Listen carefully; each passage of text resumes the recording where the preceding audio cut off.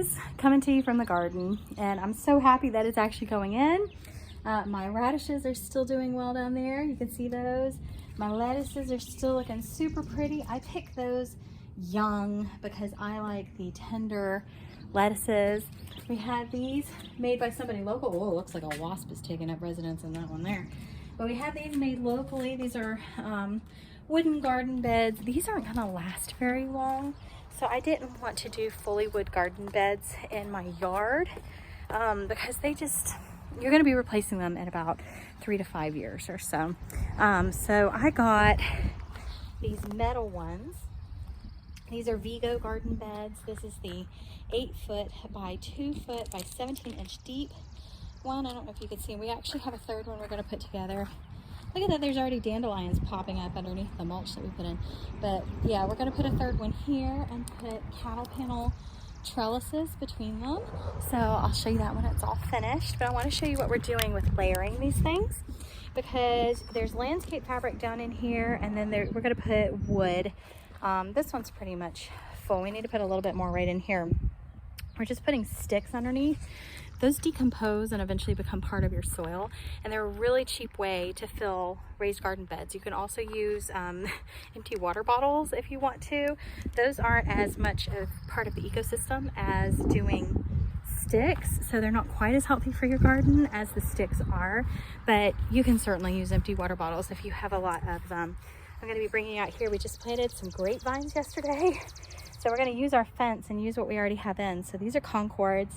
Here, a seedless variety. I've got Concords here, seedless. I've got my Concords here, and so this is eggshells that I dried out and crunched up. Here, let me show you that. So these are eggshells that I dried up and crunched up, and then this is just potato peelings from doing potatoes the other day. This is a banana peel soup. I know it looks disgusting. It's just water with old banana peels in it. This adds magnesium and potassium to your soil. This is really good, and I'm going to actually be sticking the banana peel in under my soil whenever I do tomatoes, because this is really good for tomatoes and peppers especially. But I actually poured a bunch of it on my grapes as well. We're about to put in some 2 seedless white marquis grapes, and I want to show you back here what we got going on. So these are our first beds that we put in. You can see our cattle panels all ready to go, and the leaves that we collected last fall have been keeping the weeds at bay under here. We're going to keep those, they've blown against the fence. We're going to keep those out and about. But I want to show you my plants that I'm putting in today. We've got rain coming, so I've got to be careful with what I'm putting in, but some plants are better direct sown. That means that you put the seed directly in the soil instead of actually growing them inside. So this is the greenhouse, as Miss Debbie Stalling suggested doing. These are my plants that came out of the greenhouse. So look at my okra. That's okra, green beans there. Leah actually snapped off the leaves because she said they look like a crocodile, so she was like playing with the leaves. I am actually not going to be putting, this is peppers, I'm not going to be putting my peppers or tomatoes in yet because the weather's supposed to still be a little cool. Peppers do best if you wait until the nights don't get below 50 degrees. So if you are growing peppers inside and you're already getting seedlings, wait until it's a little bit warmer outside before you sow those in the ground. They'll be more fruitful, they'll be healthier all around. So it's better if you hold off on your peppers and wait to put those in. Tomatoes, they'd be okay today, but I'm not planting tomatoes today. I'm going to do my okra and I'm going to do my beans. I'm going to actually direct sow. This is a Star of David okra that I got from the Rare Seeds Company. I'm going to direct sow that. I'm going to direct sow lima beans, and I'm going to direct sow black-eyed butter beans. So I'm really excited about these 2 varieties of lima beans that I'm going to be putting in today. What I'm going to be doing is I'm actually going to be direct sowing the beans right along the cattle panel, because I want to use the cattle panel for the beans to actually grow and trellis up. And then I'm going to put my okra at the very front. So that way I'm going to have layers of things in here, and I'm not just going to have one thing in here. I'm going to have okra, and I'm going to have beans growing up the cattle panels, because the beans growing this way means that anything in the front is not going to be impeded upon.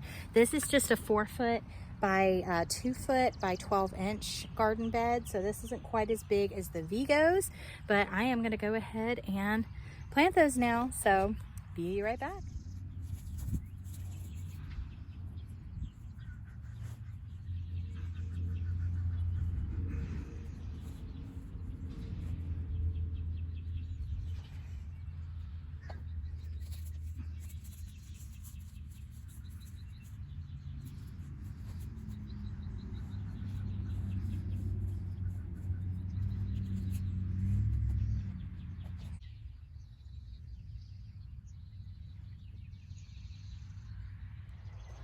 Now this is actually very important as well. I am about to put out my grapes. I've got my other plants out as I showed you in the previous clip. But I am actually about to do something called amending the soil. So if you're new at gardening, then this is something that is basically, amending means mixing it up or making it more palatable for your plants. So my grapes, my blueberries, and my blackberries all like a little bit more acidic soil to grow in. They need what's called peat moss. And also I have some berry food that I bought for them from Pike's Nursery. I bought an organic variety. Just remember that the higher quality of your soil and the higher quality of your fertilizer, the better your produce. And when you're putting in the soil is actually what you are feeding and helping the plants to grow. So you're not actually feeding the roots of the plants when you're feeding fertilizer to your plants. You're feeding the soil, and that infuses the roots with the food. So you need to start out with a really good soil. Compost is excellent. Mushroom compost is excellent for slightly more acidic plants like azaleas and, like I said, grapes, blueberries, blackberries. Peat moss is one of the best things you can get. So I have this big old bag of peat moss, and what I'm doing is I'm just scooping it into my wheelbarrow here.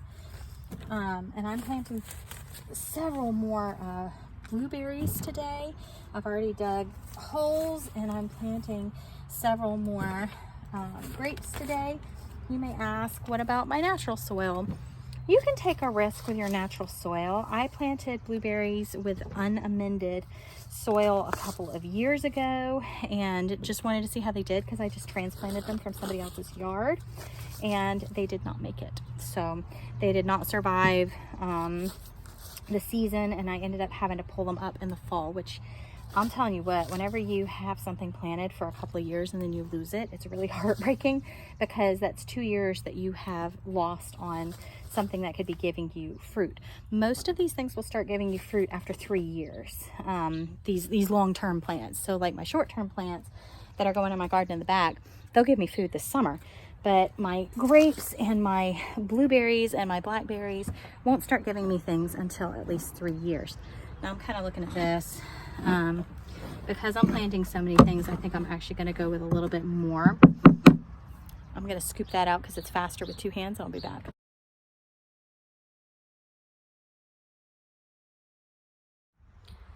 Okay, it's humid, it's hot, we've got a storm coming, and I've just about finished with planting and preparing everything.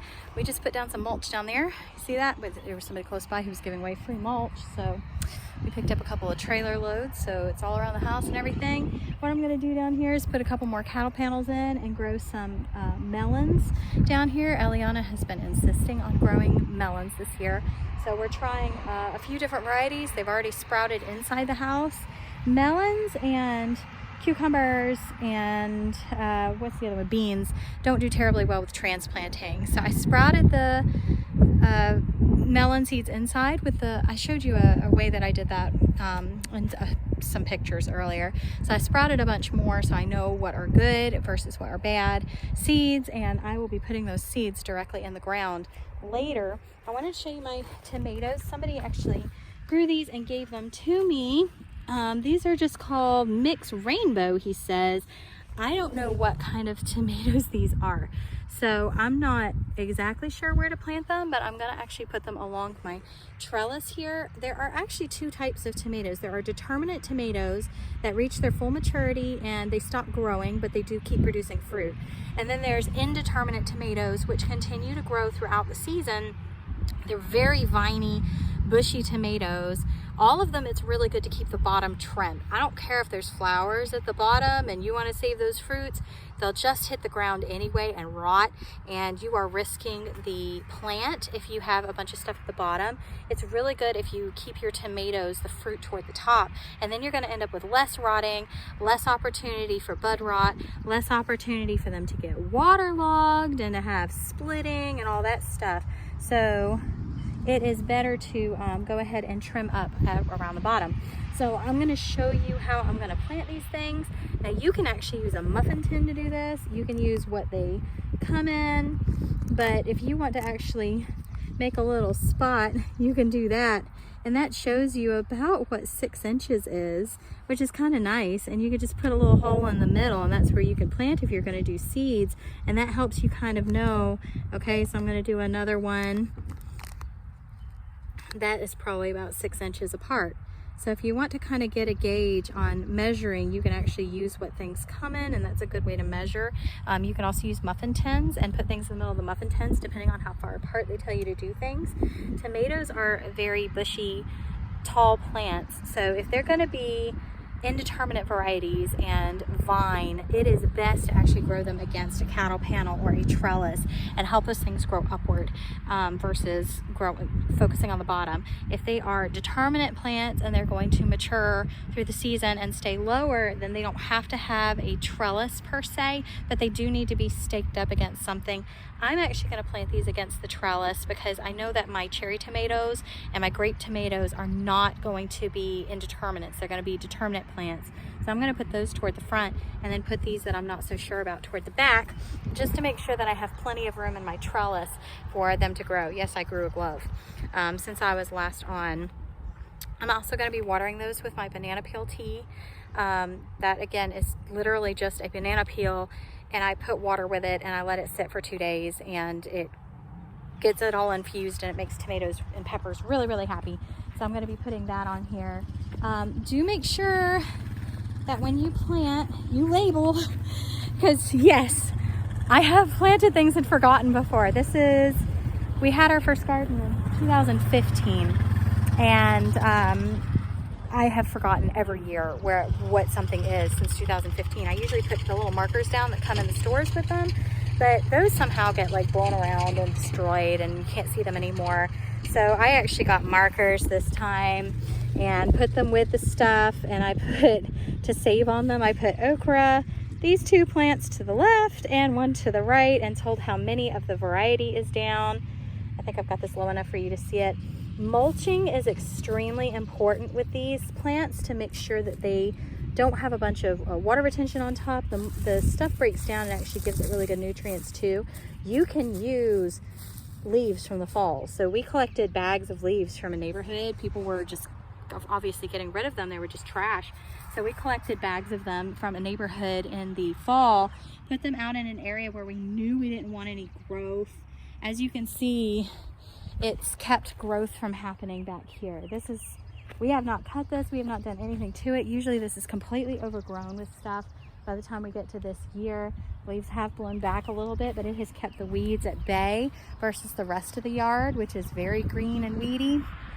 Leaves do work wonders if you want to keep your beds clean, and also they break down and they create a really good compost for your gardens for the winter time. So I actually used leaves on top, so as my things are sprouting, because I don't want to keep my seeds from sprouting, so I have not put leaves down where I put seeds down. So I'm going to leave my seeds alone, but I'm going to leaf where there are already things at, and that is going to work as my mulch. You can use a mulch to do that. That's fine. There's really good gardening mulch for that, but I just like leaves because they're free and they're easy to get and they're free. I'm all about free. Anything that cuts back on costs for gardening. So anyway, that's all the tips. I know that was like a mouthful of stuff, but we're doing a bunch of gardening today, and I want to make sure that I share with you kind of what's going on, especially if you're a first-time gardener and you're doing this and trying to make it work. Just know that even if you fail with some things, it's okay. You can try something different the next year, try another variety, or try that variety again and give it different food, put it in different soil. Like, there's all kinds of things that you can do. So I will keep posting in the homesteading page as I garden and as I get my sprouts going and everything. But blessings on you today. I hope you have some lovely spaces that you're creating and that you're excited about your gardening endeavors this year. And please hit me up if you have any questions. Thank you guys for hanging with me. I can't wait for this gardening season. See you later.